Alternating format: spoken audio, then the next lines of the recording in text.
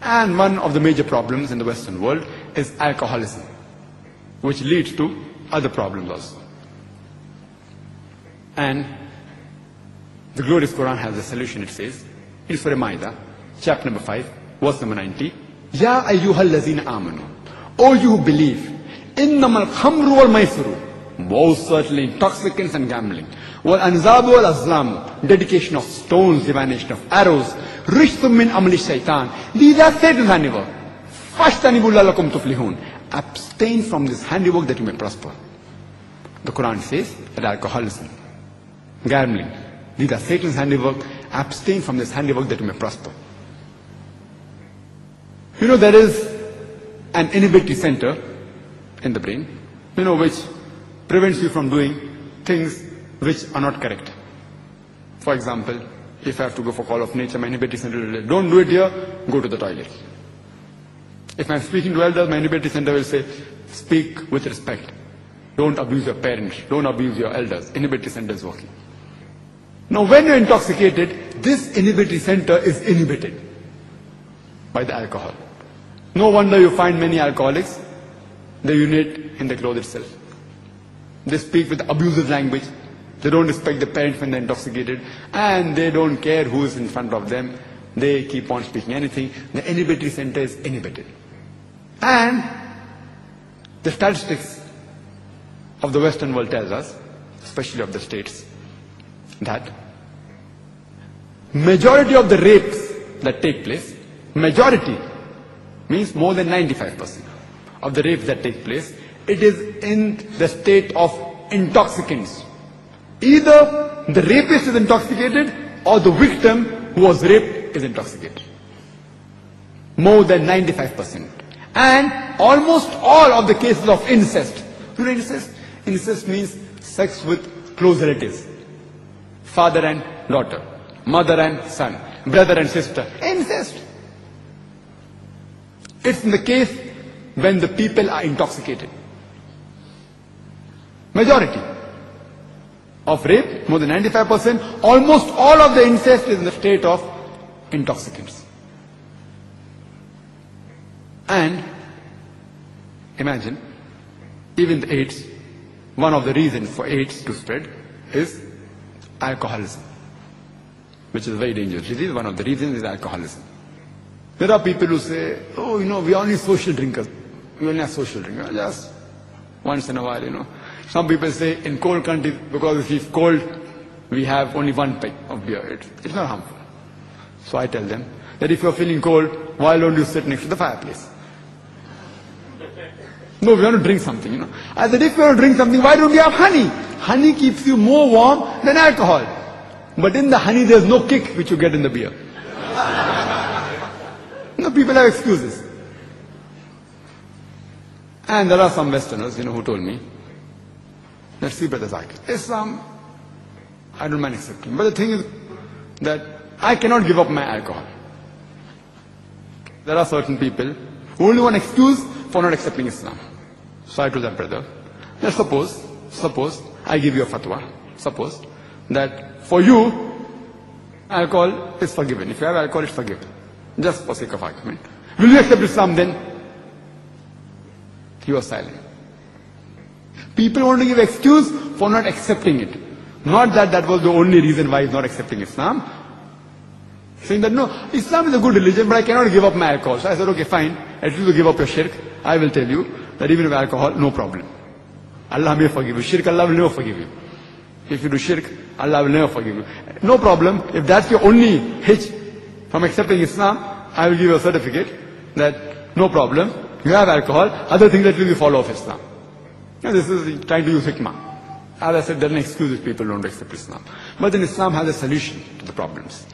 There are people who say, my father, he's a social drinker since a long time. So I tell the people, every drunkard, when you interview him, every alcoholic you interview him, and you can ask the doctors, when you interview them, no alcoholic starts drinking because he wants to become alcoholic. No alcoholic starts drinking because he wants to become a drunkard. He starts as a social drinker. And many of them end up becoming drunkards. And then some people say, my father, he is a social drinker and he has good willpower. He has only one peg a week and one peg twice a week, and he never gets intoxicated. So I tell that any human being who's been having alcohol since several years, you ask him that has he ever been intoxicated in his life, and no one can say no. If he's been a social drinker also, at least a few times in his life, he has to be intoxicated. And if suppose during that time, if he commits a crime like rape or incest, will any modest person be ever able to forgive himself again? The loss that is done, irreparable, irreversible loss done to him and the victim is unforgivable. Suppose in the state of intoxication, if you get intoxicated even once, and suppose you commit rape, or suppose you commit incest, your father sleeps with your daughter, will he ever be able to forgive himself? Therefore, our beloved Prophet said, Muhammad Sallallahu Alaihi Wasallam, it's mentioned in Ibn Majah, volume number 3, in the book of intoxicants, chapter number 30, hadith number 3392, that anything which intoxicates you in large quantity is even prohibited in small quantity. No excuse for nipor at all. Our beloved Prophet said, it's mentioned in Ibn Majah, volume number 3, in the book of intoxicants, chapter number 30, hadith number 3371, that intoxicants are the mother of all evils. It is the mother of all evils. Because of intoxicants, there is so much of evil in society. Molestation, rape, disease, etc., several. And the Prophet said that 10 categories of people are cursed, those who are involved with alcohol. It's mentioned in Ibn Majah, volume number 3, in the book of intoxicants, chapter number 30, hadith number 3380. And the Prophet said, anyone who's involved in 10 categories with alcohol, Allah's curse is on such people. Those that distill alcohol, those who distill it for others, those who drink it, those who transport it, those who transport it for somebody else, those who serve it, those who sell it, those who utilize the profits of the sales, those who buy it and those who buy it for someone else. All these 10 types of people, Allah's curse is on these people. And there are several diseases which a person can have by having intoxicants. You can give a talk only on the ill effects of alcohol, which the Western world knows about it. Not that they don't know. Therefore, they have several resolutions passed, which I shall discuss one later on. And you can give a talk, only listing the names of diseases will take you a full day. I'll just mention a few. One of the most dangerous diseases, which is associated with the person drinking alcohol, is cirrhosis of liver. Having intoxicants, a person can also have carcinoma of the esophagus, carcinoma of the head and neck, carcinoma of the stomach, carcinoma of the liver. A person can have esophagitis, gastritis, pancreatitis, hepatitis. He can have cardiomyopathy. He can have angina. He can have hypertension. He can have atherosclerosis. All these are associated with having alcohol. A person can have peripheral neuropathy, cortical atrophy, cerebral atrophy if he has alcohol. A person can be associated with strokes, with fits, with paralysis, with apoplexy. A person can have Wernicke-Korsakoff syndrome, which is a syndrome associated with loss of immediate memory and confabulation and retention of past memory due to thiamine deficiency, which is associated with intake of alcohol. A person can also have disease like pellagra, beriberi. He can have delirium tremens. It takes place a lot of time post-operatively, and infection, and especially a person who abstains from intoxicants. And if a person is suffering from this, even in advanced hospitals, sometimes he can die. He can have several endocrinal disorders such as myxedema, hypothyroidism, Cushing syndrome. He can have hematological disorders like Zine syndrome. He can have folic acid deficiency in which there is microcytic anemia. He can have platelet disorders, thrombocytopenia. Common drugs which a person takes like Flagyl, that is metronidazole, can come in between if he regularly takes alcohol.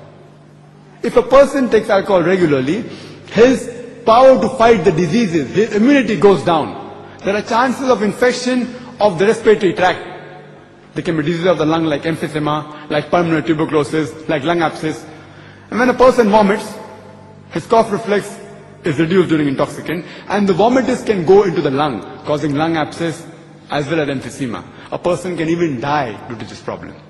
And this problem of intoxicants, of alcohol, is further multiplied in the woman. A woman has more chances of cirrhosis of liver as compared to the man. And if a woman is pregnant and if she takes alcohol, there are chances of having alcohol fetus syndrome. It even affects the baby. There are several diseases. There can be skin disease like alopecia, eczema, paronychia, stomatitis. Several diseases. You can only list the diseases for days together and discuss for months together. But today's doctors, the Westerners, they tell us in the medical journals that alcoholism is a disease. It's a disease. It's not addiction. You know, like how you have typhoid, you have pulmonary tuberculosis, and normally people are sympathetic towards people who have disease. If a person is sick, you are sympathetic. Poor person. He has got typhoid, he has got influenza, he is suffering from illness. So today's doctors tells us that alcoholism is a disease. So I tell them, if alcoholism is a disease, it is the only disease that is sold in bottles. It is the only disease that has a licensed outlet for its sale. It is the only disease that brings the revenue to several governments of the world, including the Western government. It is the only disease that is advertised in the television, on the satellite, on the radio, in the newspapers, in the magazines. It is the only disease which brings violent deaths on the highways. It is the only disease that destroys families. It is the only disease which has got no viral or germ cause. It's not a disease. The Quran says in Surah Ma'idah chapter 5 verse number 90, "Rijsum min amali shaitan, fajtanibu la'allakum tuflihun." It's not a disease, it's the Satan's handiwork. Abstain from this handiwork that you may prosper. And Islam also has a solution. There are chances that you may get a lure